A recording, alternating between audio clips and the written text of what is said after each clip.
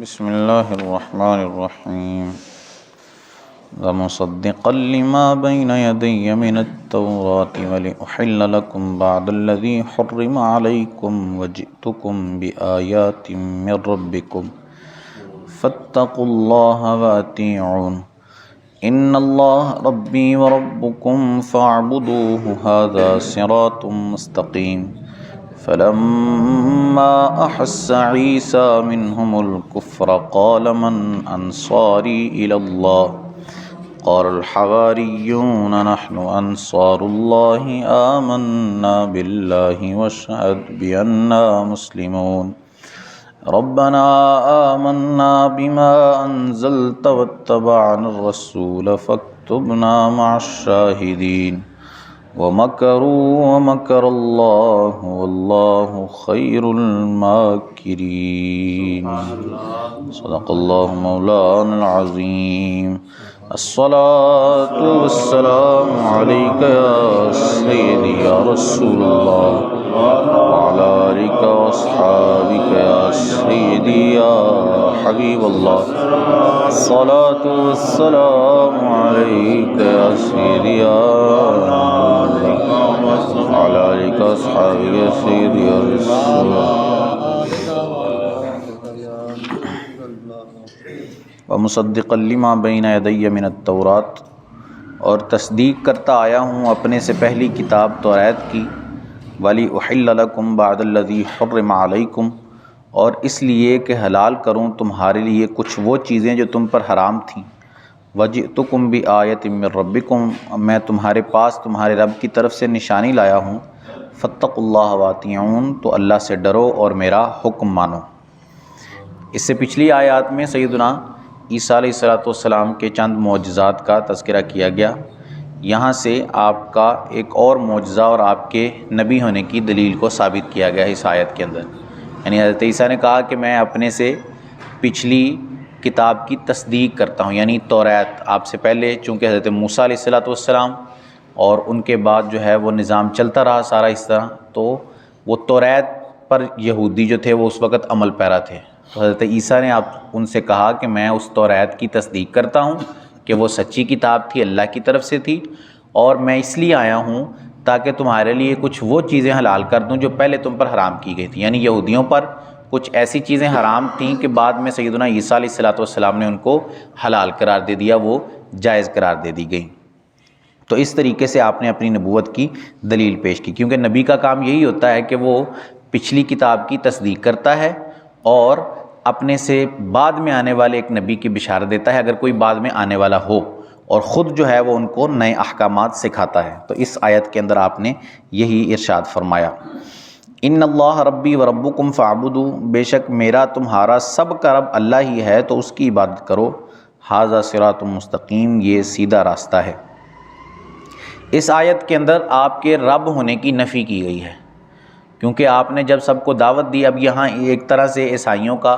دعویٰ غلط ثابت ہو جاتا ہے کہ جو کہتے ہیں کہ معاذ اللہ عیسیٰ علیہ السلام اللہ کے بیٹے ہیں، یا معاذ اللہ جو ان کا تثلیث کا عقیدہ ہے کہ تین خدا ہیں، ایک اللہ عز و جل کی ذات، ایک سیدنا عیسیٰ علیہ السلام اور ایک روح القدس یعنی حضرت جبرائیل علیہ السلام۔ یہ اس طرح کے جو عقیدے ہیں ان کا رد ہے اس آیت کے اندر، کیونکہ عیسیٰ علیہ السلام نے خود اپنے لوگوں سے کہا کہ بے شک میرا تمہارا سب کا رب اللہ ہی ہے، ایک ہی خدا ہے جو تمہارا بھی رب ہے اور میرا بھی رب ہے، تم بھی اس کی پوجا کرو، اس کی عبادت کرو، میں بھی اسی کی عبادت کرتا ہوں، ھذا صراط مستقیم، اور یہ سیدھا راستہ ہے۔ اس آیت کے اندر ان کا رد بیان کیا گیا۔ فلما احس عیسیٰ منہم الکفر، پھر جب عیسیٰ نے ان سے کفر پایا، قال من انصاری اللہ، بولا کون میرے مددگار ہوتے ہیں اللہ کی طرف، قال الحواریون نحن انصار اللہ، حواریوں نے کہا ہم دین خدا کے مددگار ہیں، آمنا باللہ، اللہ پر ایمان لاتے ہیں، واشہد بأننا مسلمون، اور آپ گواہ ہو جائیں کہ ہم لوگ مسلمان ہیں۔ جب یہودیوں کو سیدنا عیسیٰ علیہ السلام نے دعوت دی تو پھر بھی وہ معجزات دیکھنے کے بعد اتنے جو ہے وہ واضح معجزات کہ آپ کوڑی کے مریض کو شفا دے دیتے،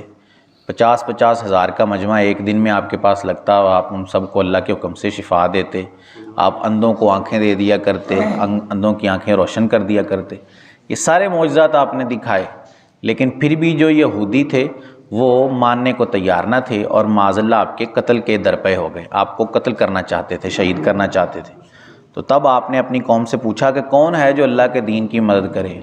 تو جو حواری تھے، حواری کہتے ہیں حضرت عیسیٰ کے جو مخلص ساتھی تھے، مخلص آپ کے لوگ تھے، وہ 12 لوگ تھے جو اولاً آپ پر ایمان لے آئے تھے، ان کو حواری کہتے ہیں۔ تو حواریوں نے کہا کہ نحن انصار اللہ، ہم اللہ کے دین کی مدد کرنے والے ہیں اور ہم اللہ پر ایمان بھی رکھتے ہیں، اور آپ کو اس بات پر گواہ بھی کرتے ہیں کہ آپ گواہ ہو جائیے کہ ہم اللہ پر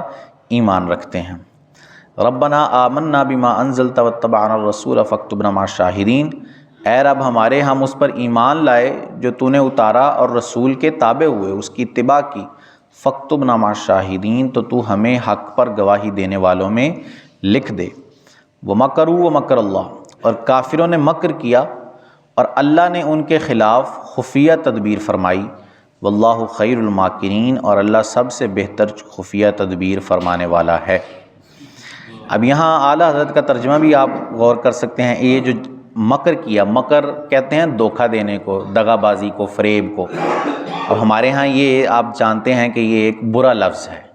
مکر، دھوکہ جو ہے یہ ایک برا لفظ ہے، برے معنی میں استعمال کیا جاتا ہے۔ اب کئی لوگ ایسے ہیں جنہوں نے اس آیت کا ترجمہ ایسے ہی کر دیا جیسے لفظی لکھا ہوا ہے کہ معاذ اللہ انہوں نے، کافروں نے بھی مکر کیا، دھوکہ دیا، اور معاذ اللہ اللہ نے بھی دھوکہ دیا اور جو ہے وہ مکر کیا۔ آپ سمجھتے ہیں کہ اس طرح کا لفظ اللہ عز و جل کی بارگاہ میں بولنا، اللہ کے لیے بولنا کیسی جو ہے وہ گستاخی ہے۔ اسی لیے اعلیٰ حضرت نے بڑا یہاں پر بہترین ترجمہ کیا کہ کافروں نے مکر کیا اور اللہ نے ان کے خلاف خفیہ تدبیر فرمائی۔ تو اللہ عز و جل بہترین خفیہ تدبیر فرمانے والا ہے۔ خفیہ تدبیر یہ فرمائی اللہ نے